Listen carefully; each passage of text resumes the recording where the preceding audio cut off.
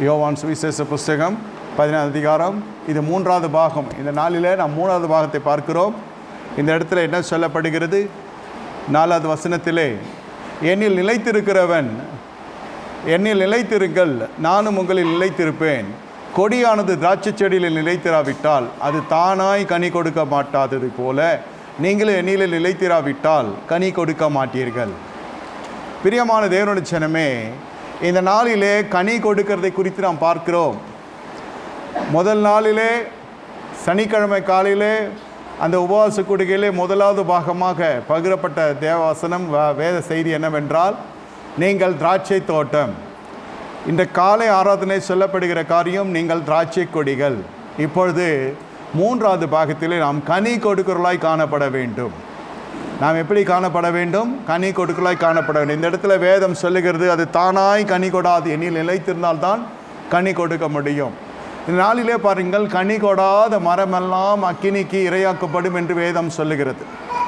கிறிஸ்துவுக்குள்ளே அருமையான தேவனுடைய ஜனமே, இந்த காலை மாலை வேளையிலே கர்த்தரை பார்த்து சொல்லுகிற காரியம், கனி கொடுக்கிற ஜீவத்துக்கு நேரே கர்த்தரை வழி நடத்தி கொண்டிருக்கிறார்.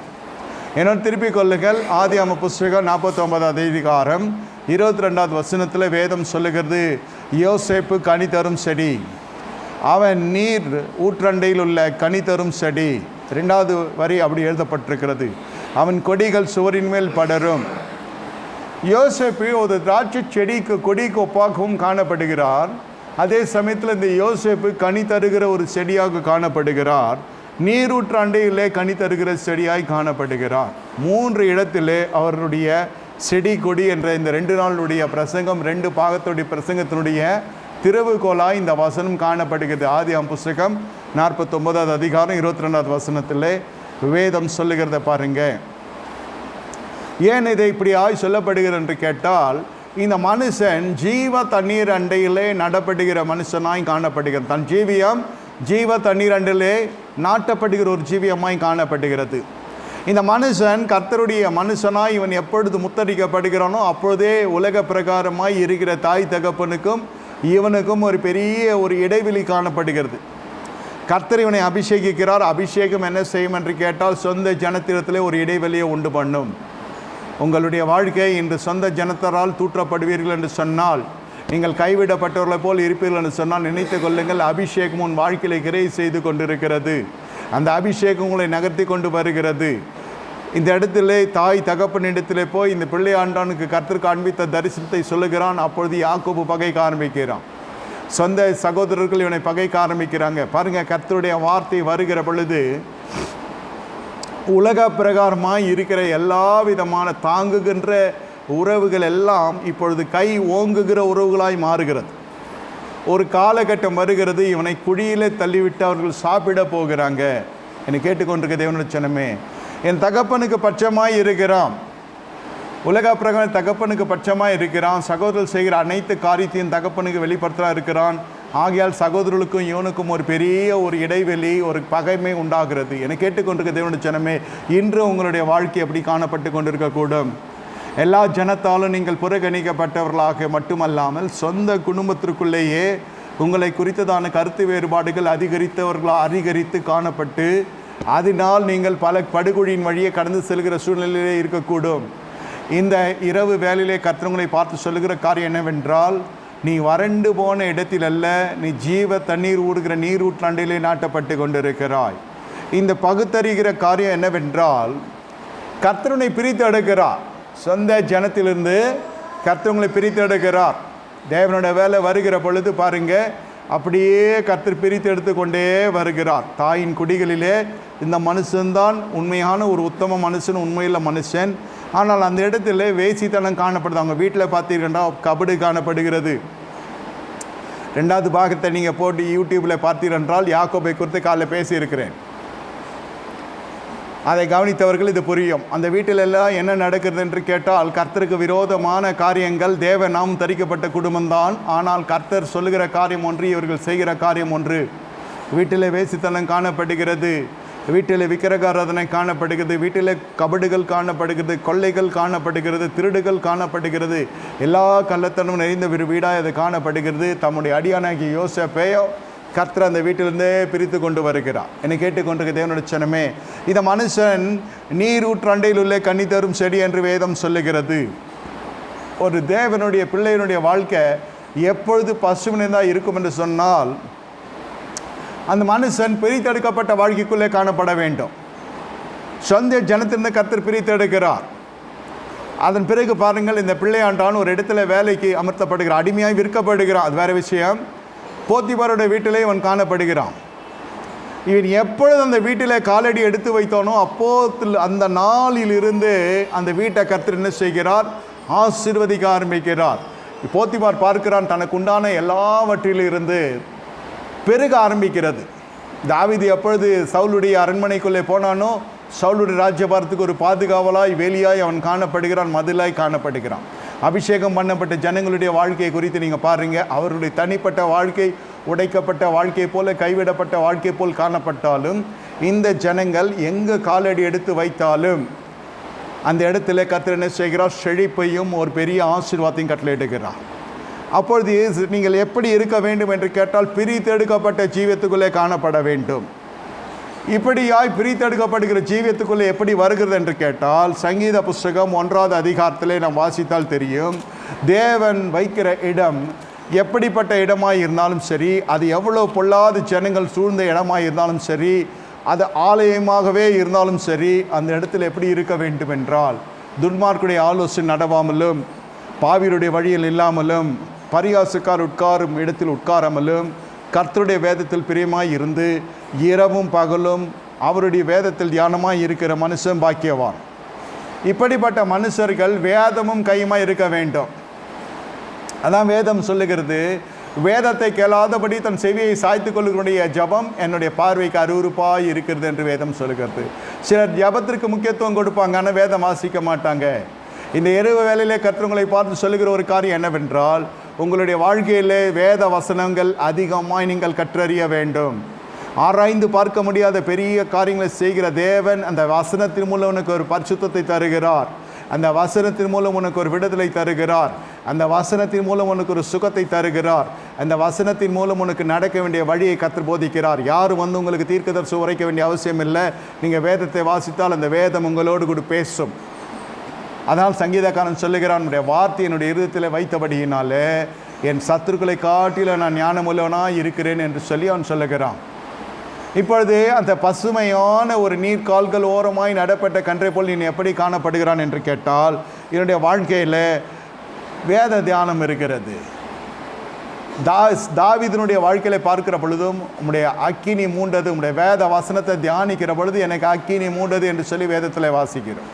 இந்த வனாந்தரமான சூழ்நிலைகளுக்கு இருக்கிற பொழுது நேரம் போகிறது தெரியவில்லை, நேரம் அதிகமாக இருக்கிறது, நான் வெறுமையாக இருக்க நினைக்கக்கூடாது. நீங்கள் உங்களுக்கு வேத புஸ்தகத்தை கற்றுக் கொடுத்திருக்கிறார். இந்த வேத புஸ்தகத்தில் இருக்க வசனங்களை படிப்பதற்கு இப்பொழுது நல்ல தரத்தை கொடுத்திருக்கிறார். கொஞ்சம் நேரம் கிடைக்கும் என்று சொன்னால் நீங்கள் அப்படிப்பட்ட சிந்தை கொண்டவர்களாய் காணப்பட வேண்டும். அப்படிப்பட்ட சிந்தை வராதிருப்பதற்கான காரணம் என்னவென்றால், நமக்கு துன்மார்க்குடைய சவகாசம் இருக்கும், பாவிகளுடைய ஐக்கியம் இருக்கும், பரிகாசக்காருடைய நட்புகள் காணப்படும். இந்த 3 சாராருடைய நட்புகள் உங்களுக்கு இருக்கிற வரையிலும் கிறிஸ்துவுக்குள் உங்களால் கனி கொடுக்க முடியாது. அது சமுதாய ரீதியாக இருக்கலாம், குடும்ப ரீதியாக இருக்கலாம், அலுவலக ரீதியாக இருக்கலாம், அல்லது வியாபாரம் செய்கிற இடமாக இருக்கலாம். இவர்கள் எல்லாம் இருக்கத்தான் செய்வார்கள். ஆனால் நாம் மன ரீதியாக நாம் எங்கு அவர்களை வைக்க வேண்டுமோ அந்த இடைவெளியோடு நாம் காணப்பட வேண்டும். அப்பொழுது என்ன நடக்கிறது என்று கேட்டால், வேதத்தின் மீது ஒரு பிரியம் வரும். வேத வசனத்தை அநேகரால் படிக்க முடியவில்லை. காரணம் என்னவென்றால், அவர்களுக்குள்ளே இருக்கிற இப்படிப்பட்ட துஷ்ட ஐக்கியம் படிக்க விட மாட்டேன் என்கிறது. அந்த உலகத்தின் ஆவி குடிக்கொண்டிருக்கிறது உள்ளத்திலே. பரிசுத்தாவி இருக்க வேண்டிய இடத்தில் உலகத்தின் ஆவி காணப்படுகிறது. அப்பொழுது வேதத்தில் இருக்கிற பிரியத்தை காட்டிலும் மாம்ச பிரியம் அதிகமாகி விடுகிறது. அப்பொழுது என்ன நடக்கிறது என்று கேட்டால், அந்த மனிதர்கள் வேதத்தோடு ஒருமித்து போக முடியாது, படிக்க முடியாது, தியானிக்க முடியாது. ஆனால் ஜபம் மட்டும் செய்வாய் விரும்புவார்கள், யாராவது ஜெபிக்க விரும்புவார்கள். இப்படியாக வாழ்க்கை போய் கொண்டிருக்கும். ஆனால் வேதம் என்ன சொல்லுகிறது என்றால், அவன் நீர் கால்களில் ஓரமாய் நடப்பட்டு தன் காலத்திலே தன் கனியை தந்து இலையுறாக இருக்கிற மரத்தை போல் இருப்பான், அவன் செய்வதெல்லாம் வாய்க்கும் என்று வேதம் சொல்லுகிறது. இப்போ புரிகிறதா எப்பொழுது நீர்கால்கள் வருகிறது என்று சொல்லி? நீர்கால்களோரமாய் நடப்படுகிற அனுபவம் எப்படி வருகிறது என்று கேட்டால், இந்த ஆதியாகம புஸ்தகம் 49வது அதிகாரம் 22வது வசனத்தை பாருங்கள். நீர் ஊற்றண்டையில் உள்ள கனித்தரும் செடி என்று சொல்லி வேதத்தில் வாசிக்கிறோம். இந்த மனுஷனுடைய நட்புகள் என்று பார்த்தால் யாருமே இல்லை. சொந்தம் என்று சொல்லிக்கொள்ள யாருமே இல்லை. பந்தம் என்று சொல்லிக்கொள்ள யாருமே இல்லை. ஏனென்றால் இவன் வேறே ஆவி படைத்தவனாய் கர்த்தரை அபிஷேகிக்கிறார். நட்பும் இல்லை, சுற்றும் இல்லை, ஒன்றும் இல்லை. அந்நிய நாட்டிலே ஒரு கைதியை போல காணப்பட்டு கொண்டிருக்கிறான். நீங்கள் பலதரப்பட்ட வழிகளிலே கைது செய்யப்பட்டவர்களை போல, சிறையிருப்பில் இருக்கிற போல காணப்பட்டு கொண்டிருக்கலாம். பிரியமான தேவனுடைய ஜனமே, இந்த இரவு வேலையிலே கர்த்தர் சொல்லுகிறார், நீ செய்வதெல்லாம் வாய்க்க போகிறது. இந்த இரவு வேலையிலே கர்த்தர் உங்களுக்கு ஜெயத்தின் அபிஷேகத்தோடு திரும்பி அனுப்புகிறான். இந்த நாளிலிருந்து பாருங்கள், உங்கள் வாழ்க்கையிலே தேவையில்லாத நட்புகள் எல்லாம் கர்த்தர் உடைத்து கொண்டு வருவார். இந்த வாழ்க்கை இப்படியாய் போய் கொண்டிருக்கிற வாழ்க்கையில் இந்த யோசேப்புக்கு ஒரு சிறையிருப்பு திருப்பப்படுகிறது. அந்த இடத்துல என்ன சொல்லப்படுகிறது என்று கேட்டால், இந்த மனுஷன் ஒரு சொப்பனத்தை காண்கிற மனுஷனிடத்திலே, அதாவது சொப்பனம் கேட்டு பார்த்து அதனுடைய வியாக்கியானத்தை கேட்கிறான். சிவம்பாக்கியும் பானபாத்திரக்காரனும் அதை எடுத்து சொல்லுகிறான். அவர்கள் மறந்து போய் விடுகிறார்கள். அவன் சொன்னதை போலவே ஒருவன் உயர்த்தப்படுகிறான், இன்னொருவன் தூக்கிலிடப்படுகிறான். நன்றாக பாருங்கள், கர்த்தருடைய வேலை வருகிறது. பார்வோனுக்கு ஒரு கலக்கம் வருகிற பொழுது இந்த அறிமுகம் வருகிறது. இந்த இரவு வேலையிலே கர்த்தர் உங்களை பார்த்து சொல்லுகிற காரியம் என்னவென்றால், உங்களை மறந்து கிடக்கிற ஜனங்களை காட்டிலும் உங்களை புதிய ஜனங்களுக்கு கர்த்தர் அறிமுகப்படுத்த போகின்றார். இனி வருகிற நாட்கள் உங்களுக்கு புதிய துறவுகள் உண்டாக்கப்படும். புதிய ஜனங்களை கர்த்தர் அறிமுகம் செய்வார். புதிய வாசல்கள் திறக்கப்பட போகிறது. சாமுவேலில் இருக்கிற உனக்கு சிங்காசனத்தை கர்த்தராகிய ஆண்டவர் கட்டளையிடுவேன் என்று கர்த்தர் சொல்லுகின்றார். எகிப்து தேசத்திலே அவன் காணப்பட்டு கொண்டிருக்கிறான். ஆனால் அந்த எகிப்திலே கர்த்தரை ஆசீர்வதிக்க வல்லவராய் கர்த்தர் எழுந்தருளி இருக்கிறார். நீங்கள் எந்த இடத்தில் இருந்தாலும் பரவாயில்லை, கர்த்தருடைய வேலை உங்கள் வாழ்க்கையிலே வந்திருக்கிறது. உங்களை குறித்த தீர்க்க தரிசனங்கள், உங்களை குறித்த ஒவ்வொரு வேத வசனங்கள் ஒரு நாளும் விருதாவாய் போக போவதில்லை. இவை அனைத்தும் உங்களுடைய வாழ்க்கையிலே வரப்போகிறது. நீ கனி தருகிற செடியாய் காணப்பட போகிறாய். எப்படி கனி தரும் செடியாய் நீ காணப்பட போகிறாய்? எப்படி நீ கிறிஸ்துவுக்கு கனி கொடுக்க முடியும் என்று கேட்டால், இந்த துன்மார்க்கருடைய ஆலோசனை. சங்கீத புஸ்தகம் 50 சொல்லுகிறது, பிரமாணங்களை எடுத்துரைக்க உனக்கு என்ன அதிகாரம் உண்டு? என்ன அதிகாரம் உண்டு? காரணம் என்ன? நீ துன்மார்க்கோடு ஒத்து போகிறாய், நீ திருடனோடு கை கோர்க்கிறாய், ஆகியால் நான் ஜபத்திற்கு செவி சாய்ப்பதில்லை என்று சொல்லி ஆவியானவர் திருவுள்ளம் பற்றுகிறார். ஏன் அந்த துன்மார்க்க ஐக்கியத்தை விட முடியவில்லை, பாவிகளுடைய சவகாசத்தை விட முடியவில்லை, பரியாசருடைய கூடுகை விட முடியவில்லை.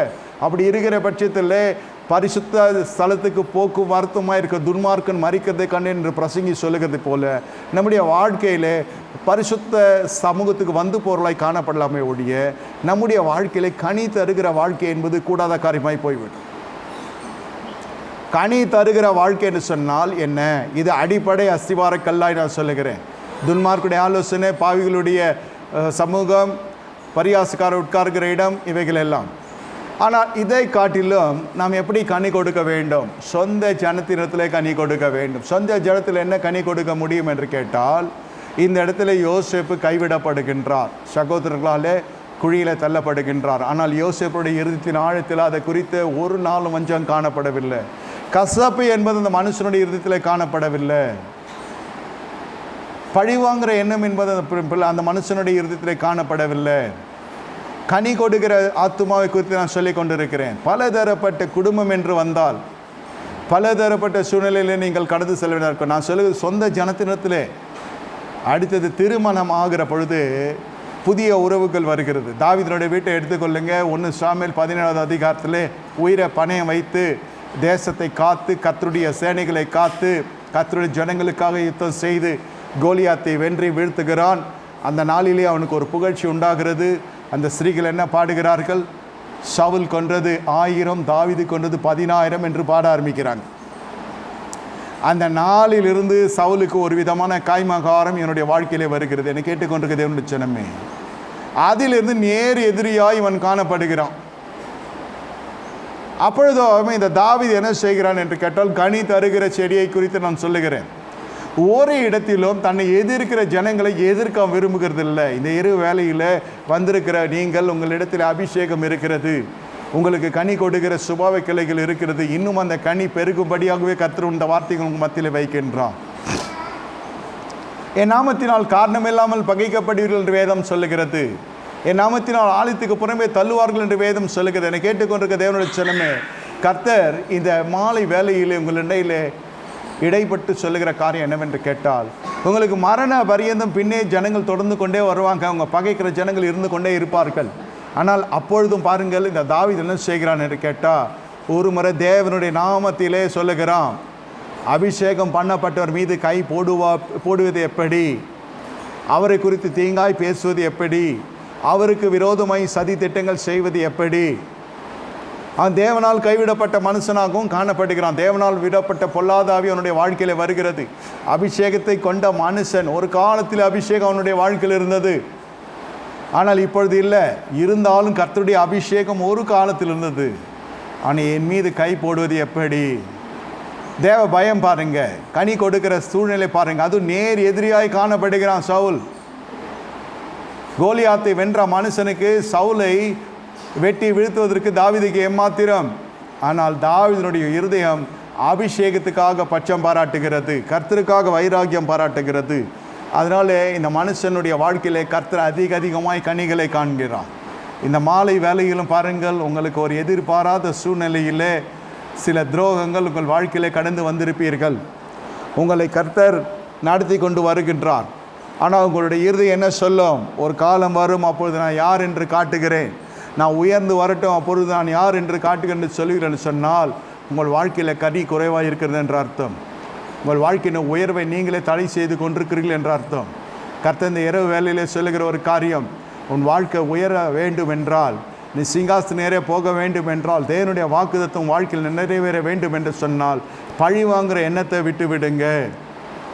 நீங்கள் உயர்த்தப்படுகிற நாட்களிலும் கூட இந்த காய்மகாரமாய் எழுவின ஜனங்களையும் கசப்பை உண்டாக்கின ஜனங்களையும் ஒரு கசப்பான அனுபவத்து வழியே கடந்து சென்ற சூழ்நிலைகளை விட்டு நீங்கள் மன அளவிலே வெளியே வந்துவிட வேண்டும்.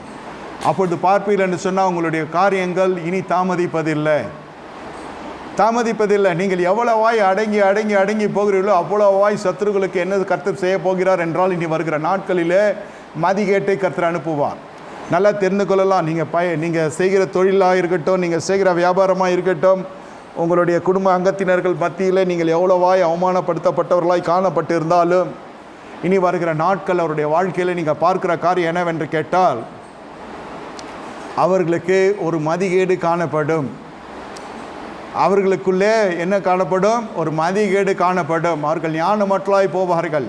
வேதம் சொல்லுகிறது, என் ஞானத்தாலே வீடு கட்டி எழுப்பப்பட்டு விவேகத்தாலே இது நிலைத்து நிறுத்தப்படும் என்று வேதம் சொல்லுகிறது. நீ கனி கொடுக்கிறபடியினால் நடக்கிற காரியங்களை நான் சொல்லி கொண்டு வருகிறேன். இங்கே சவுல் தன்னுடைய கூட்டை தானே கலைத்து கொள்ளுகிறான். தன்னுடைய குடும்பத்தினுடைய அங்கத்தினிடத்தில் கசப்பை உண்டாக்கி கொள்ளுகிறான். ஞானத்தாலே வீடு கட்டி எழுப்பப்படும் என்று சொன்னால், இந்த இடத்துல அஞ்ஞானம் வருகிற போது என்ன நடக்கும் என்றால், அந்த குடும்பம் அப்படியே ஆட்டம் கொடுக்க ஆரம்பித்து விடும். தேவையில்லாத விவாகரத்துக்கு, தேவையில்லாத கணவன் மனைவி பூசல்கள், இருக்கிற இருப்பிடத்தை இழந்து போகிறது, நீதிமன்றம் வழக்கு என்று சொல்லி குடும்பத்துக்குள்ளே அவர்கள் என்ன செய்வாங்க? போராடி கொண்டிருப்பார்கள். வாழ்கிற ஒரு வாழ்க்கையில் நிம்மதியாய் வாழ முடியாத அளவிற்கு அவருடைய வாழ்க்கையில் அவ்வளவு போராட்டம் காணப்படும். இதுக்கெல்லாம் காரணம் என்னவென்று கேட்டால், அவர்களுடைய சொந்த ஞானம், சுய ஞானம் குன்றி தேவ ஞானம் மறைந்து அவர்களுடைய வாழ்க்கையில் ஞான குறைவு காணப்படும். என்னை கேட்டுக்கொண்டிருக்க தேவனுடைய ஜனமே, இந்த இடத்துல என்ன நடக்குதுன்னு பார்த்தாலும், இந்த இடத்துல யோசேப்பு கனி கொடுக்க ஆரம்பிக்கின்றார். எப்படி கனி கொடுக்க ஆரம்பிக்கின்றார்? ஒரு சூழ்நிலை வருகிறது. அது வேசித்தனம் இவருடைய வாழ்க்கையை தாக்க ஆரம்பிக்கிறது. ஒரு விபச்சார பாவை வாழ்க்கையில் பிரவேசிக்கிற ஒரு சூழ்நிலை வருகிறது. தனித்து காணப்படுகிறார். வீடு உயர்த்தப்படுகிறது. கால் வைத்த உடனே போத்திபருடைய வீடு உயர்த்தப்படுகிறது. அப்பொழுது போத்திபருடைய மனைவி இவரை தவறான ஒரு உறவிற்கு அழைக்கின்றார். அப்பொழுது யோசேப்பு என்ன செய்கிறார் பாருங்க, தன்னுடைய வஸ்திரத்தையும் விட்டு விலக வேண்டிய ஒரு சூழ்நிலை வருகிறது. அதே வஸ்திரம் அவனை என்ன செய்கிறது என்று கேட்டால், சிறைச்சாலைக்குள்ளே தள்ளிவிடுகிறது. ஆனால் மறுபடியும் அந்த பாவ சோதனை அந்த இடத்துல வரவில்லை. சிறைச்சாலைக்குள்ளே ஆதியாகமம் புஸ்தகம் 39 அதிகம் கடைசி 3 வசனங்களை பார்ப்பீர்கள் என்றால், கர்த்தருடைய கிருபை செயல்பட ஆரம்பிக்கிறது. நல்லா புரிந்து கொள்ளுங்க. நீங்கள் கனி கொடுக்கலாம் இருக்கலாம், ஆனால் ஒரு சூழ்நிலை மாறுகிற பொழுது நீங்கள் பழைய சூழ்நிலைத்து வருத்தப்படாதீங்க. சூழ்நிலைகள் மாறுகிற பொழுது என்ன நடக்கும் என்றால், இது என்ன எதற்கு அடையாளம் என்று கேட்டால், கர்த்தர் உங்களை பயன்படுத்த போகின்றான். கர்த்தருடைய கிருபை அவனை பெரிய மனுஷனாய் சிறைச்சாலைக்குள்ளே வைத்தது. சிறைச்சாலை தலைவன் அவனிடத்தில் எது கேள்வியும் கேட்கவில்லை. இந்த யோசேப்பு சிறைச்சாலைக்குள்ளே எதை செய்தானோ அதை கர்த்தர் வாய்க்க செய்கின்றார். போத்திவர வீட்டில் இறங்கின தேவ கிருபை அப்படியே சிறைச்சாலை இறங்குறது. எந்த இடத்தில் வைத்தாலும் இந்த மனுஷன் ஒரு நாளும் குடும்பத்திலே நடந்த துரோகத்தை குறித்து நினைக்கவில்லை. அதான் வேதம் சொல்லுகிறது, ஏசாயா 43:18-19, முந்தின நினைக்க வேண்டாம், பூர்வமால் நீ சிந்திக்க வேண்டாம், அப்பொழுது உனக்கு நான் புதிய காரியத்தை செய்வேன், அது இப்போதே தோன்றும், வனாந்தரத்தில் ஆறுகளையும் அவாந்திர வழிகளையும் உண்டாக்குற கர்த்தர் நான் என்று சொல்லி வேதம் சொல்லுகிறது. தேவன் கிரியை செய்ய வேண்டும் என்றால் சொந்த ஜனங்களிடத்தில் இருக்கிற கசப்புகள், மன கிளேசங்கள், மன தாங்கல்கள் எதுவுமே உங்கள் மனதில் இருக்கக்கூடாது. அப்படி அது மனதுக்குள் வருகிற பொழுது என்ன நடக்கும் என்றால் நமக்கு பலதரப்பட்ட பிரச்சனைகள், சரீர ரீதியான பிரச்சனைகள், உபாதைகள் காணப்படும். ஏனென்றால் இருக்கிற பரிசுத்தானவர் விசனப்பட ஆரம்பிப்பார், ஆவியானவரை துக்கப்படுத்த ஆரம்பிப்பீர்கள். கொஞ்ச நாட்களில் இந்த ஆவியானவரை அவிழ்த்து போடுகிற அளவுக்கு சூழ்நிலைகள் வரும். ஆமாம், வெற்றங்குத்துறன்னு சொன்னால் என்ன நடக்கும்? கர்த்தர் உங்களே என்னை அழைத்தது கனி கொடுக்கும்படியாக, அந்த இடத்துல கனி கொடுக்க முடியவில்லை. ஏன் கனி கொடுக்க முடியவில்லை என்றால் கசப்பு இருக்கிறது. கசப்பு இருக்க இருக்க இருக்க பரிசுத்த ஆவியானவர் உடைய கிரியை மட்டுப்பட ஆரம்பிக்கும். இந்த இரவு வேளையிலே கர்த்தர் பார்த்து சொல்லுகிற ஒரு காரியம், இந்த மனுஷன் அந்த விபச்சார பாவத்தை மேற்கொண்டு வருகிறான். விழுந்திருந்தால் யாருக்கும் தெரியாது என்பதல்ல, விழுந்தால் அதனுடைய விஷயம் வேறு. அந்த கசப்பு இல்லாதபடியினால இவனால் பரிசுத்தத்தில் எந்த தள்ளாடுதலும் இல்லை. சில பேருக்கு பரிசுத்தமாய் வாழ ஆசை, ஆனால் வாழ முடியவில்லை. காரணம் என்ன? அவர்களுடைய வாழ்க்கையில் தள்ளாடுதல் காணப்படுகிறது. கனிகள் இல்லை, அபிஷேகம் இல்லை என்பதல்ல, பெற்ற அபிஷேகத்தை இழக்கிற அளவிற்கு பரிசுத்தத்தில் போராட்டம் வருகிறது. மாம்சம் தலை தூக்குகிறது. ஏன்? இருதயத்தில் வேதனை. என்ன வேதனை? நியாயமான வேதனை என்று மனம் சொல்லும். இல்லை, நான் சொல்லுகிறேன், கர்த்தரே நியாயாதிபதி, கர்த்தர் பார்த்து கொள்வார். நீங்கள் நடந்ததை மறக்கத்தான் உங்களுக்கு ஆசீர்வாதத்தின் கதவு திறக்கப்பட போகுது. இன்று வாக்குத்தத்தத்தோடு திரும்பி செல்வதில்லை. தேவனுடைய செய்கையை ருசித்தவனாய் சாட்சியாய் நீ திரும்ப செல்ல போகிறாய் என்று கர்த்தர் சொல்லுகிறார். உங்களுடைய இருதயத்தின் ஆழத்தில் அநேகர் கேட்டுக்கொண்டிருக்கிறீர்கள், ஏன் என்னுடைய வாழ்க்கையில் வாக்குத்தத்தம் நிறைவேறவில்லை? ஏன் வாழ்க்கையில் இப்படி விசனங்கள் காணப்படுகிறது? ஏன் என்னுடைய வாழ்க்கையில் இப்படிப்பட்ட சோதனைகள் தொடர்ந்து வந்து கொண்டிருக்கிறது? ஏன் உறவினர்கள் இப்படி இருக்கிறார்கள்? ஏன் சொந்த ஜனங்கள் இப்படி இருக்கிறார்கள்? ஏன் அந்நிய ஜனங்கள் இப்படி இருக்கிறார்கள்? துன்மார்க்கமாய் வருகிறவங்களாம் மேலே போய் கொண்டிருக்கிறான். நம்முடைய பார்வை துன்மார்க்கன் மீது இருக்கக்கூடாது, கர்த்தர் மீது இருக்க வேண்டும். நீங்கள் மறக்க கசப்புகளை மறக்க உன் வாழ்க்கையில் கர்த்தர் உயரத்திலே கொண்டு போய் கொண்டிருப்பார். ஏன் அந்த வாக்குத்தத்தம் கொடுக்கப்பட்டது? உன் ஆசீர்வாதம் நிச்சயப்படுத்தும்படியாக. ஏன் அந்த வாக்குத்தத்தம் நிறைவேறுகிறது இல்லை? அந்த வாக்குத்தத்தம் உன்னை புடமிட உன் மனம் இடம் கொடுக்கிறது. இது மனம் சம்பந்தப்பட்ட காரியம், வஸ்திரம் சம்பந்தப்பட்ட காரியம் அல்ல. எந்த இடத்தில் இருந்தாலும் கர்த்தர் உங்களை உயர்த்த வல்லவராய் இருக்கிறார். ஆனால் இந்த இடத்துல கர்த்தர் சொல்லுகிற ஒரு காரியம் என்னவென்றால், நீ மறக்கப்பட வேண்டிய காரியத்தை இன்னும் அதற்கு ஞாபகத்தில் வைத்து நீங்கள் அதுக்கு உயிரூட்டி கொண்டிருக்கிறீங்க. அது உங்களுக்கு கண்ணீர் வடிய செய்கிறது, உங்களை விசனப்படுத்துகிறது. கர்த்தரண்டில் திரும்ப விடவில்லை, தேவனிடத்தில் பேச முடியவில்லை, உங்களால் உண்ண முடியவில்லை, உறங்க முடியவில்லை, நித்திரை இல்லை, கர்த்தரிடத்தில் பேச முடியவில்லை, ஜபம் கெடுக்கப்படுகிறது, அபிஷேகம் நிர்மூலம் அடைகிறது. தேவ சமூகத்தை விட்டே பிசாசுகளை தள்ளி கொண்டு போகிறான். இப்பொழுது மாம்ச பலவீனம் உள்ளே வருகிறது. வேசித்தனம் போன்ற சகல காரியங்களும் உள்ளே பிரவேசித்து மறுபடியும் பழைய பாவத்துக்குள்ளே போய்விடுகிறான். பிரியமே ரூபவதியே, கர்த்தர் உன்னை கைவிடாத தேவன். நீங்கள் நித்திய ஜீவனை பெரும்படிதான் கர்த்தர் தம்முடைய ஜீவனை கொடுத்தான். நீ கனி கொடுக்க வேண்டும் என்றால் அவர்களில் நிலைத்திருக்க வேண்டும் என்றால் இந்த துஷ்ட சவகாசங்கள், இந்த பாவிகளுடைய ஐக்கியங்கள், பரியாசகருடைய வட்டாரங்கள் எல்லாம் முன்னை விட்டு போக வேண்டும். எல்லாவற்றை காட்டிலும் மன ரீதியாக, அது சமூக ரீதியான காரியம், இது மன ரீதியான காரியம். குடும்பத்தாரே போதும், அந்நிய ஜனங்கள் இல்லை. இங்கே திருமணம் ஆன உடனே ஒரு சந்தோஷமாக இவன் திருமணம் செய்கிறான் தாவீது. ராஜா வீட்டு பெண் என்பதல்ல, தன்னுடைய தனிமையிலே ஒரு துணை நமக்கு கிடைக்கிறது என்று சொல்லி வருகிறான். ஆனால் கடைசியில் பார்த்தால் அந்த இடத்துல திருமணமான நாளிலிருந்து போராட்டம் ஆரம்பிக்கிறது. திருமணமான நாளிலிருந்து போராட்டம் உங்கள் துவங்க ஆரம்பிக்கிறது. பிரியமான தேவனுடைய ஜனமே, ஏன் இந்த போராட்டம்?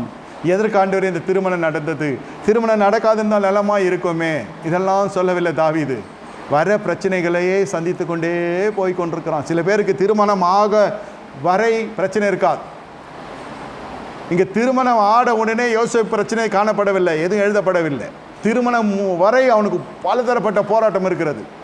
அவனுடைய அழகு, அவனுடைய அபிஷேகம், கிறிஸ்துக்குள்ளே கொடுக்கிற கனிகள் அனைத்துக்கும் ஒரு போராட்டம். இங்கே தாவீதுக்கு அப்படிப்பட்ட போராட்டம் இல்லை. அவனுடைய போராட்டம் வித்தியாசமாக இருக்கிறது. இப்பொழுது பார்ப்பீர்கள் என்று சொன்னால் அவனுடைய வழிகள் எல்லாம் வித்தியாசமாய் போய் கொண்டிருக்கிறது. திருமணத்துக்கு முன்பு ஒரு பெரிய போராட்டம் வருகிறது. ஏன்? திருமணம் வரை வேறு விதமான தனிமை தான் இருந்தது. ஆனால் திருமணத்துக்கு முன்பு ஜனங்கள் வந்து ஒவ்வொருத்தரும் ஒவ்வொரு விதமாக சிந்திக்கிறான். கடைசி வர இந்த தாவீதை அந்த நியமிக்கப்பட்ட துணையோடு வாழ முடியாத அளவுக்கு சூழ்நிலைகள் வருகிறது. ஆனால் தாவீது சவுலையும் வந்து கொள்ளவில்லை, திருமணத்தையும் முறிக்கவில்லை, உறவினர்களையும் கனவீனப்படுத்தவில்லை, எதையுமே செய்யவில்லை. கடைசி வரை என்ன நடக்குது என்று கேட்டால் அவன் ஒருமித்து வாசம் செய்து கொண்டே இருக்கிறான். கனி கொடுக்கிறது. இந்த மனுஷன் திருமணத்துக்கு பிறகு எந்த ஒரு புயலும் யோசேப்பின் வாழ்க்கையில் இருந்ததாக தெரியவில்லை. திருமணத்துக்கு பிறகு என்ன நடக்கிறது என்று கேட்டால் இவன் உயர்த்தப்பட உயர்த்தப்பட உயர்த்தப்பட இவன் கனி கொடுக்க கொடுக்க, நீங்கள் எப்பொழுதும் தெரிந்து கொள்ளுங்க, உங்களுக்கு முன்பே இருக்கிற சத்துருக்கள் முறியடிக்கப்பட வேண்டும் என்றால் கிறிஸ்துக்குள்ளே நீங்கள் கனி கொடுக்க வேண்டும். கிறிஸ்துக்குள்ளே நீங்கள் அடங்கி அடங்கி அடங்கி உங்களை தாழ்த்தி தாழ்த்தி தாழ்த்தி வர வர வர என்ன நடக்கும் என்றால் உங்கள் சத்துருக்களுடைய பொருளாதாரம் பலவீனப்படும். யாக்கோபும் அவனுடைய குடும்பமும் தத்தளிக்க ஆரம்பிக்கிறது. பஞ்ச காலம் வருகிறது. எந்த வயசுலையா வறுமை வரலாம்? எந்த வயதில் வறுமை வரலாம்? நமக்கு பலன் இருக்கிற நேரத்தில் பொருளாதார பிரச்சனை வந்தாலும் ஓடி ஆடி வேலை செய்ய உடலில் சக்தி இருக்கிறது. உங்கள் ஞானம் அங்கீகரிக்கப்படும், உங்கள் சரீரத்தில் பலன் இருக்கிறது. ஆனால் இப்பொழுது பார்ப்பீர்கள்னு சொன்னால் வயோதிக காலத்திலே யாக்கோபுக்கு ஒரு சோதனை வருகிறது. அண்ணன் ஆகாரத்துக்கே பிரச்சனை. பிள்ளைகளை கூப்பிட்டு சொல்லுவோம், போய் எகிப்தில் தானியம் கொடுக்குறாரலாம், போய் பாருங்க. எப்படி வாழ்ந்த மனுஷன், வாலிபத்தில் இளமையில் எப்படி இருந்த மனுஷன், நடுவில் வயதில் எப்படி சம்பாதித்த மனுஷன், கடைசியில் இவனுடைய கரம் இறங்குகிறது. அதுதான் எப்பொழுதுமே அபிஷேகம் பண்ணப்பட்டு அசட்டை பண்ணுகிற பொழுது அவருடைய வாழ்க்கையில் நித்தியமாக இந்த வறுமை காணப்படும். அந்த பஞ்ச காலத்தின் வழியை படுவார்கள். ஒருவேளை இன்றைய நாளில் அவர்கள் செழிப்பு பெருசாக இருக்கும். ஒரு காலகட்டத்தில் இந்த 24 ஆண்டு ஊழியத்தில் நான் பார்த்துருக்கிறேன், அபிஷேகத்துக்கு விரோதமாக, அபிஷேகம் பண்ணப்பட்டவர்களுக்கு விரோதமாக பேசின ஜனங்கள் அவருடைய வாழ்க்கையை விருத்தி அடைந்தால் நான் பார்த்ததில்லை. அது நாள்பட நாள்பட நாள்பட இறங்கி இறங்கி இறங்கி தேய்பிறையாய் தான் போய் கொண்டிருக்கிறார். கடைசியில் அண்ணன் ஆகாரத்துக்கென்று இவர்கள் கிளம்பி எகிப்துக்கு போக வேண்டிய சூழ்நிலை வருகிறது. இந்த யோசேப்போ உயர்த்தப்படுகிறான். சகோதரர்கள், தாவீதுடைய சகோதரர் இராணுவத்தில் இருந்தாங்க. மிகப்பெரிய பதவி, மிகப்பெரிய அரசாங்க சம்பளம் எல்லாம் இருந்தது. ஆனால் தாவீது அதெல்லாம் பொருட்படுத்தவில்லை, எதையுமே ஒப்பிட்டு பார்க்கவில்லை. சகோதரர்களுக்கு தகப்பன் போய் செய்தாரே, நமக்கு ஒன்றும் செய்யவில்லை என்றெல்லாம் நினைக்கவில்லை. இதெல்லாம் நினைக்க நினைக்க நினைக்க என்ன நடக்குது என்றால் உங்களுடைய வாழ்க்கையில் கனி கொடுக்க முடியாது. கனி கொடுக்க முடியாது. உங்களால் வாழ்க்கையில் உயர்வும் வராது. இப்படி பார்த்து அப்படி பார்த்து அப்படி பார்த்து இப்படி பார்த்து கடைசியில் பேய் பிசாசு பிள்ளை சுருத்தி மேலே படியை போட்டு விட்டு மனுஷன் தன்னுடைய ஜீவத்தை இன்னும் தோல்விக்குள்ளே காணப்பட்டு கொண்டிருப்பான். அவைகள் எல்லாம் சங்கரிக்கப்பட்ட சத்துருக்கள். நன்றாக புரிந்து கொள்ளுங்க. உங்கள் வாழ்க்கையில் உயர்வு வர வேண்டும் என்றால் சொந்த ஜனத்தினுடைய துரோகத்தை நீங்கள் மன்னிக்க வேண்டும். நடைபெற்ற திருமணத்தை குறித்து நீங்கள் என்ன செய்யக்கூடாது? யோசிக்கக்கூடாது. மனுஷன் தேவன் நினைத்ததை மனுஷன் பிரிக்காதிருக்க கடன் வேதம் சொல்லுகிறது. ஆனால் திருமணம் அப்படி இருக்காது. நித்தம் நம்ம யோசிக்க வைக்கும். ஏன் அந்த திருமணம் ஆனதோ, திருமணமாகாத நலமாய் இருந்திருப்பேனே. நீ கனி கொடுக்கும்படி தான் அந்த திருமணம். உன் மூலமாய் உன்னுடைய துணை சந்திக்கப்படும். உன் மூலமாய் கர்த்தருடைய திட்டம் நிறைவேறும். நாம் எதிர்பார்க்கிறதை போல் அல்ல காரியம். 2 பேரும் சேர்ந்து ஊழியம் செய்யலாம் நீங்கள் நினைத்திருப்பீர்கள். ஆனால் புருஷன் ரட்சிக்கப்படாதனாய் காணப்படுவான். ரட்சிக்கப்பட்டதாக சொல்லியிருப்பாங்க, அவன் ரட்சிப்புக்குரிய கனியை கொடுக்காதனா இருப்பான். சரியான கனி கொடுக்கும்படி நடத்துவதற்கு தான் கர்த்தவங்களை இணைத்திருக்கிறார். மனைவியாக இருக்கலாம், கணவனாக இருக்கலாம், மாமியார் வீட்டு ஜனங்களாக இருக்கலாம். நீங்கள் ஊழியம் செய்ய வேண்டும்னு சொல்லவில்லை. நீங்கள் பொறுமையோடு அந்த திருமணத்தை உடைத்து கொள்ளாமல் பவனி வருகிறீங்க பாருங்கள். அதை பார்த்தே ஜனங்க சந்திக்கப்படுவார்கள். உங்களுடைய கனிகள் எல்லா திருமணமும் தேவனால் அங்கீகரிக்கப்பட்டு தெரிந்து கொள்ளப்பட்ட தம்பதிகளுடைய திருமணத்தெல்லாம் பார்ப்பீங்கன்னா கேள்விக்குறியாகவே இருக்கும். திருமணம் நடக்குமா நிர்மூலமாகுமா என்று இருக்கும். மரியாள் யோசேப்பை பாருங்கள். ஆன திருமணம் ஈசாக்குடைய வாழ்க்கையை பாருங்கள். ஆபிரகாமுடைய வாழ்க்கையை பாருங்கள். 65 வயது சாராளுக்கு அந்த கிழவியின் மீது ஆசைப்படுகிறான் பார்வோன். சரி, அவனிடத்தில் காப்பாற்றி கொண்டு வந்து பார்த்தால் 85 வயது மறுபடியும் அபிமெலேக்குக்கு ஆசை வருகிறது சாராள் மேலே. ஏன்னா தேசத்தில் வேறு பெண்மணியே கிடைக்கவில்லையா? கிழவி 85 வயது கிழவி மேலே தான் ஆசை வருகிறது. அதுதான் பிசாசுனுடைய தந்திரம். எல்லாரும் இருக்க உங்கள் துணையை மட்டும் பிசாசு பார்க்குறான். ஏன்? ஒன்று நோய், இல்லாவிட்டால் இப்படிப்பட்ட அசுசான காரியங்க. எதிலுமே கர்த்தர் தம்முடைய அடியார்களை விட்டு கொடுத்தவில்லை, வெக்கத்துக்கு ஒப்பு கொடுக்கவில்லை. காரணம் என்ன? அவர்கள் காண்பித்த அவ்வளவாய் அவர்கள் ஜெபித்தார்கள், இதை விட கனி கொடுத்தார்கள். திருமணத்தை நொந்து கொள்ளவில்லை. ஆனால் திருமணத்தை நொந்து கொண்ட மனுஷன் சிம்சோன் அந்த திருமணத்தை உடைக்கின்றான், வெளியேறுகிறான். அந்த திருமண பந்தம் உடைக்கப்படுகிறது. அதன் பிறகு பாருங்கள், அவனுடைய வாழ்க்கையில் அபிஷேகம் இருந்தாலும் பரிசுத்தம் நிலைத்திருக்க முடியவில்லை. வேசினுடைய மடியில் போய் படுகிறான். காரணம் என்ன? பெலிஸ்தரை பழி வாங்க வேண்டும். எப்பொழுதுமே தெரிந்து கொள்ளுங்கள், நீங்கள் அபிஷேகம் பண்ணப்பட்ட உடனே நீங்கள் கர்த்தருடைய மிக நெருங்கின ஒரு பந்தமாய் நீங்கள் காணப்படுகிறீர்கள். கிறிஸ்துவனுடைய சரீரமாய் கர்த்தருடைய சபையில் இணைக்கிறார். திருவிருந்து நேரத்தில் மட்டுமல்ல, எல்லா சூழ்நிலையும் பழி வாங்குகிற எண்ணம் மட்டும் வைத்து கொள்ளாதிருங்க. அப்படி பழி வாங்குகிற எண்ணம் இருக்கும் என்றால் இருந்து கர்த்தரிடத்தில் ஒப்புரவாக்கி அந்த எண்ணத்தை விட்டு அதன் பிறகு திருவிருந்தில் அமருங்க. கர்த்தர் உங்களை ஆசீர்வதிப்பார். எல்லாவற்றையும் சேர்த்து செய்கிற பொழுது என்ன நடக்கும்னா, பிரச்சனை நமக்கு கூடுகிறது. சரீரத்திலே மருத்துவனுக்கே தெரியாத வியாதிகள் வருகிறது. நம்ம போய் செக்கப் போவோம், எல்லாம் பார்த்து விட்டு ஒன்றும் இல்லைன்னுவோம். அப்புறம் ஏன்டா இவ்வளோ ஃபீஸ் கேட்குறேன்னா கேட்க முடியும்? அவன் ஒன்றும் இல்லைன்னு சொன்னானே, அதுவே நீதிமானவன். சந்தோஷமாக சொல்லிட்டு அவன் கேட்ட காசை கொடுத்துட்டு வரணும். ஏன் ஒன்றும் இல்லை, ஆனால் சரீரம் ஏன் வேலை செய்வதில்லை? ஏன் சரீரம் சரியாக இயங்குறது இல்லை? இந்த இடத்துல உங்களுக்கு பரிசுத்த குளிர்ச்சி உண்டாகிறது. 1 கொரிந்தியர் 11வது அதிகாரம் சொல்லுகிறது, இதனால் அநேக நித்திர இருக்கிறார்கள், பலவீனப்பட்டிருக்கிறார்கள். எதனால? தகாத விதமாய் தன்னைத்தானே சோதித்து பாராமல் திருவுந்தி எடுக்கிறபடியினால இப்படிப்பட்ட நாசமோசங்கள் வருகிறது. இந்த மனுஷனுடைய வாழ்க்கை பாருங்க, நல்ல பராக்கிரமசாலி. திருமணத்தை முறிக்கிறான், பழி வாங்குற எண்ணத்தோடு, பெலிஸ்தரை பழி வாங்க எண்ணத்தோடு மறுபடியும் தெலீலாளுடைய மடியில் போய் படுகிறான். அவர்கள் இவனை வைக்க பார்க்கிறார்கள். கடைசியிலே அவர்களிடத்தில் சிறைப்பட்டு போய்விடுகிறான். கண்கள் பிடுங்கப்படுகிறது, தலைமயிர் சிறைக்கப்படுகிறது. கடைசியிலே இவன் ஜபத்தை கேட்டு கர்த்தரை பரிசுத்தப்படுத்தி எடுத்துக்கொள்கிறார். வாழ்க்கையை முடிந்து விடுகிறது. கனி கொடுக்கவில்லை. அபிஷேகம் இருக்கிறது, அழைப்பு இருக்கிறது, எல்லாம் இருக்கிறது, ஆனால் கனி கொடுக்கவில்லை. வாழ்க்கை முடிந்து விடுகிறது. திருமணத்தை நிர்மூலப்படுத்தப்படுகிறது. இவனுடைய திருமணத்தை இவனே உடைத்துக் கொள்கிறான். ஒன்றுமே பண்ண முடியவில்லை. கர்த்தராலும் ஒன்றும் பண்ண முடியவில்லை. கனி கொடுத்தால் தான் கர்த்தர் இறங்குவார். நான் ஜெபித்த ஐயா, நான் உபவாசித்தேன், காணிக்கை கொடுத்தேன், பரிசுத்தவானுக்கு பொருத்தனை செய்தேன், ஒன்றும் விளங்கவில்லை. நீ கனி கொடுக்கவில்லை. கனி கொடுத்துப்பார். யார் யாரெல்லாம் இன்று திருமணத்தை நொந்து கொள்ளுகிறீர்களோ, கர்த்தர் இன்று உங்களுக்கு ஒரு தருணத்தை தருகிறார். நீ இழந்த அனைத்து காரியத்தையும் கர்த்தர் திரும்ப தரப்போகின்றார். பழைய நாட்கள் உங்களுக்கு திரும்ப வருகிறது. உங்களுக்கு பிடிக்காத ஒரு வாழ்க்கை கிடைத்திருக்கிறதாக நீ நினைக்கிறாய். கர்த்தர் அதை அனுமதித்து உனக்கு கொடுத்திருக்கிறார். அந்த குடும்ப வாழ்க்கையில் நீங்கள் பெரிய சாதியாய் மாற போகிறீர்கள். எதுவுமே நம்ம சரி, நம்ம வேலை செய்யாமல் எதுவும் நடக்காது. விருப்பம் வேற, விசுவாசம் வேற, எதிர்பார்ப்பு வேற. விரும்புகிறீர்கள், நீங்கள் விரும்பினீர்கள் இப்படி வர வேண்டும் வாழ்க்கை என்று. ஆனால் வந்தது விருப்பத்துக்கு எதிர்மறையாக வருகிறது. அந்த விருப்பத்தின் அடுத்த கட்டம் தான் எதிர்பார்ப்பு, அங்கலாய்ப்பு. இப்படி தான் வரணும், இப்படி தான் வரணும். எதிர்பார்ப்பு எப்பொழுது வருகிறதோ ஏமாற்றம் நிச்சயம் என்பதை புரிந்து கொள்ளுங்கள். எதிர்பாராத அதிசயம் எப்படி நடக்கிறது என்று கேட்டால், எதையுமே எதிர்பார்க்கவில்லை. விசுவாசம் என்பது என்ன? நம்பப்படுகிறதையும் காணப்பட நிச்சயமாக இருக்குது விசுவாசம். சிம்சோன் எல்லாம் விசுவாசிக்கவும் இல்லை, எதுவும் இல்லை. எடுத்த உடனே கோபம், உடனுக்குடன் முடிவு எடுக்கிறது. நான் டிசைட் பண்ணிட்டேன், அவ்வளோதான், நான் முடிவெடுத்துட்டேன், அவ்வளோதான். அப்படிப்பட்ட மனுஷன்தான் சிம்சோன். அபிஷேகம் பெருசு, அழைப்பு பெருசு, பிறப்பில் முன்பே தெரிந்து கொள்ளப்பட்ட ஒரு தேவனுடைய தெரிந்து கொள்ள அவனுக்கு இருக்கிறது. என்ன பிரயோஜனம்? கனி இல்லை.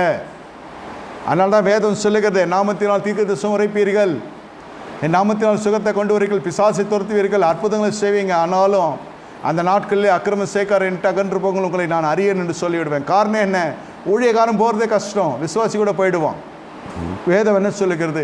ஆயக்காரர்களும் பாவஸ்திரீகளும் வேசிகளும் கூட பிரவேசிப்பாங்க தேவராஜ்யத்தில். ஆனால் இப்படிப்பட்ட மனுஷன் போகிறது கஷ்டம். என்ன ஊழியம் செய்தவனா? கனி இல்லை ஐயா. இவன் கனியை வைத்து இவனை அறிந்து கொள்ளீர்கள் என்று வேதம் சொல்லுகிறது. இவன் கனி கொடுக்கறது இல்லை. கனி கொடுக்கறது இல்லை. ஏன் கனி கொடுக்கறது இல்லை? அதுதான் இதெல்லாம் மனசில் உட்காந்துருக்கிறது. சொந்த ஜனங்கள் என்ன இப்படி பண்ணிட்டாங்க, நான் என்றோ முன்னேற்றத்துக்குள்ளே வந்திருப்பேன். இல்லை, ஒன்றுமில்லை. உங்கள் முன்னேற்றத்தை இயேசுவின் நாமத்தில் நான் சொல்லுகிறேன். உங்கள் முன்னேற்றத்தை ஒரு மனுஷன் தடை செய்ய விடுவதில்லை. நம்முடைய மதிக்கேடு, நம்முடைய கீழ்ப்படியாமை ஒத்துக்கொள்ள வேண்டும். வாக்குத்தத்தம் பிரம்மாண்டமாக இருக்கிறது.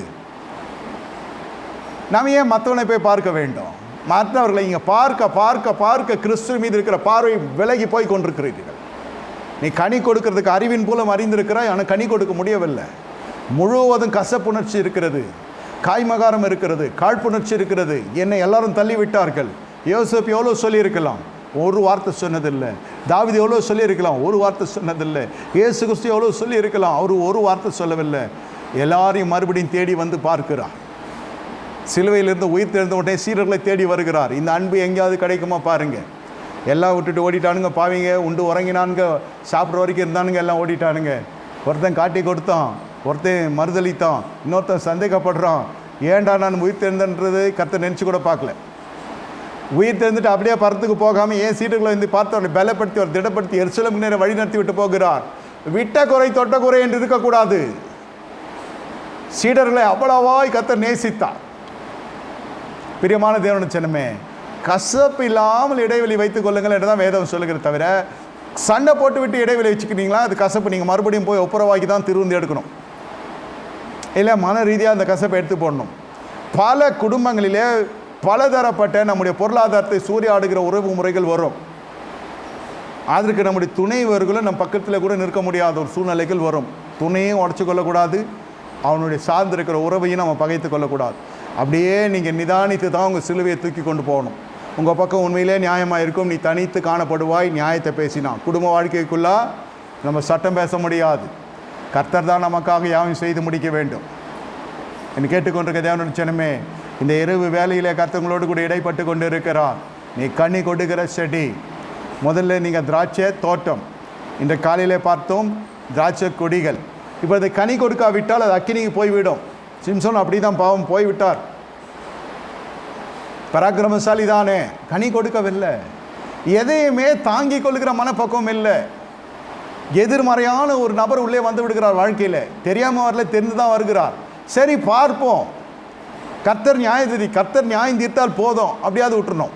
கர்த்தர் பார்த்து கொள்வார்.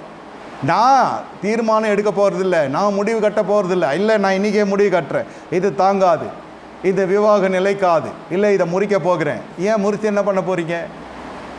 மறுபடியும் இதே மாதிரி ஒன்று வந்துச்சுன்னா என்ன பண்ணுறது? இல்லை நான் தனியாக இருக்க போகிறேன், அது தனியே இருந்து தொலை, அதே விவாகரத்து பண்ணிட்டு இருக்கணும். இல்லை ஒன்று புதுசாக ஒரு வாழ்க்கையை ஆரம்பிக்கணும், அதான் பயமாக இருக்குது. ஒரு நாய் கட்சியாக இல்லை, நாயை பார்த்தா பயமாக இருக்கும். கர்த்தருக்காய் காத்திருக்கிறது இல்லை. நான் சொல்லுகிறதை நீர் கேளும் ஆண்டவரே, என் ஜபத்தை கேளும் போதும், மீதி நான் பார்த்து கொள்ளுகிறேன். கர்த்தர் காத்திருக்கிறார், நமக்காய் காத்திருக்கிறார். நம்மை அழித்து போடுவதற்கோ நம் ஜீவனை எடுப்பதற்கோ கர்த்தர் நம்மை ரட்சிக்கவில்லை. எதற்கு ரட்சிக்கப்பட்டீர்கள்? வாழ்க்கையை உடைத்துக் கொள்வதற்கா? அப்போ எல்லாம் சொல்லுவாங்க, இதிலெல்லாம் இருந்தால் அதில் போனால் மறுபடியும் திருமணம் உடைந்தது. என்ன செஞ்சுட்டார் அவங்க ஏசுநாதர் அவங்க கேட்கறதுக்கு சாட்சி போகிறதா? ஏன் கனி கொடுத்து பாருங்க, அறியாத ஜனங்கள் உன்னை தேடி கொண்டு வருவாங்க. நீ முன்பின் தெரியாத ஜனங்கள் உன்னை தேடி கொண்டு வருவாங்க. உனக்கு உதவி செய்யும்படி கர்த்தர் ஜனங்களை எழுப்புவார். மனுஷர் கண்ணில் திரளான தயவை கர்த்தர் வைப்பார். கர்த்தருடைய கண்ணில் கிருபை கிடைக்கிறது. காலைதோறும் கர்த்தர் தட்டி எழுப்புவார். அவருடைய ஐக்கியம் கர்த்தர் விரும்பி வந்து இறங்குவார். தேவன் விரும்பி வந்து அதிகாலையில் உன்னை தட்டி எழுப்புகிறார் என்றால் முதல்ல தெரிந்து கொள்ளுங்க, முதல் கட்டம் கர்த்தருடைய நேசம் இறங்குது அதிகாலை வேலையில். அடுத்து நீங்கள் வேதத்தை வாசிக்கிற பொழுது கர்த்தர் பேசுகிற பொழுது இன்னொரு புறம் தேவனுடைய நேசம் விளங்குகிறது. இப்பொழுது பாருங்கள், இப்பொழுது தேவன் இவ்வளோ அருமையாய் நெருக்கமாய் வருகிறார். இப்பொழுது நான் பழி வாங்குகிறேன், நான் பட்டயத்தை தூக்குறேன் என்று சொன்னால் என்ன நடக்கும்? பழி வாங்குறது கர்த்தருக்குரியது. நம்ம இந்த ஐக்கியத்துக்குள்ளேயே காணப்படணும். கர்த்தர் நம்மை வந்து தட்டி எழுப்புகிறார், கர்த்தர் நம்மோடு கூட உறவாடுகிறார், கர்த்தர் நம்மோடு கூட ஐக்கியப்படுகிறார், கர்த்தர் நம்மோடு கூட பேசுகிறார். தேவன் நம்மை சிட்சிக்கிறார், தேவன் நம்மை நடத்துகிறார், தேவன் நம்ம தேவனுடைய கண்கள் நம்மை பார்த்து கொண்டிருக்கிறது.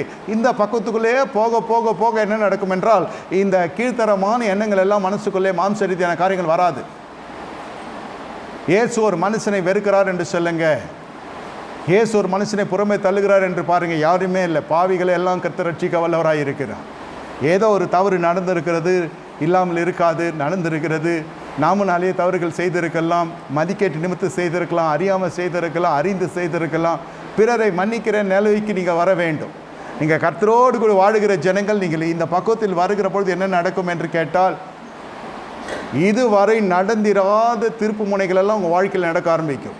சாவல் இருக்கிற மனுஷன், சிறைச்சாலை இருக்கிற மனுஷன் சிங்காசத்துக்கு போகிறான். வனாந்தரத்தில் இருக்கிற மனுஷன் பெரிய ராஜரீக சிங்காசனில் போய் அரசாளுகிறான். தாவீது இதெல்லாம் சகோதரி ஒரு நாள் கூட நினைத்ததில்லை, பகைத்ததும் இல்லை. இவங்களாம் இப்படி பேசி விட்டானே, இப்படியெல்லாம் ஏசி விட்டானே, தகப்பனே வனாந்தரத்தை தள்ளி விட்டானே, தகப்பனா இவன் எல்லா பிள்ளையும் ஒரே மாதிரி தானே பார்க்கணும், என் தகப்பன் இப்படி செய்கிறானே, அப்படி பரிச்சா பாதம் வந்துவிடும். பெற்றோர்கள் என்றாலே இதனுடைய பகுதியிலே ஒரு பிழை இருக்கும். நம்ம நீதி பேச முடியாது, நியாயம் பேச முடியாது. ஏன் அவர்களை போஷிக்கிறார்கள்? அவர்களை ஒரு விதமாய் பார்க்கிறார், என்னை வேறு விதமாக பார்க்கிறார். உன்னை கர்த்தர் பார்த்து கொண்டிருக்கிறார். உன் கரத்தின் பிரயாசத்தை கர்த்தர் ஆசீர்வதிக்க போகிறார். இன்றைக்கு உன்னை பரிசுத்தப்படுத்திக் கொண்டால் நாளை தேவனுடைய அற்புதத்தை காணப்போகிறாய். தேவன் திறக்கிற வாசலை மனுஷனை எப்படி அடைக்க கர்த்தர் விடுவார்?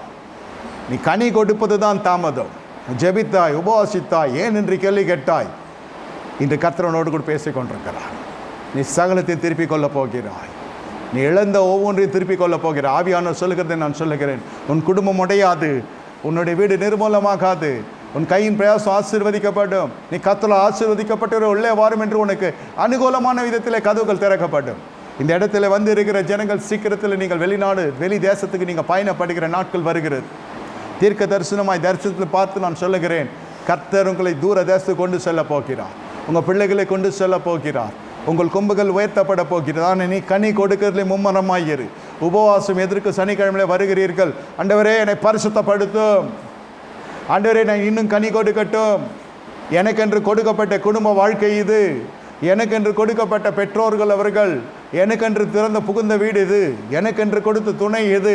இதை குறித்து நான் ஆட்சேபிக்கவில்லை, இதை குறித்து நான் கருத்து வேறுபாடு தெரிவிக்கவில்லை. இது வேண்டாம் என்று நான் ஒதுக்கவும் இல்லை.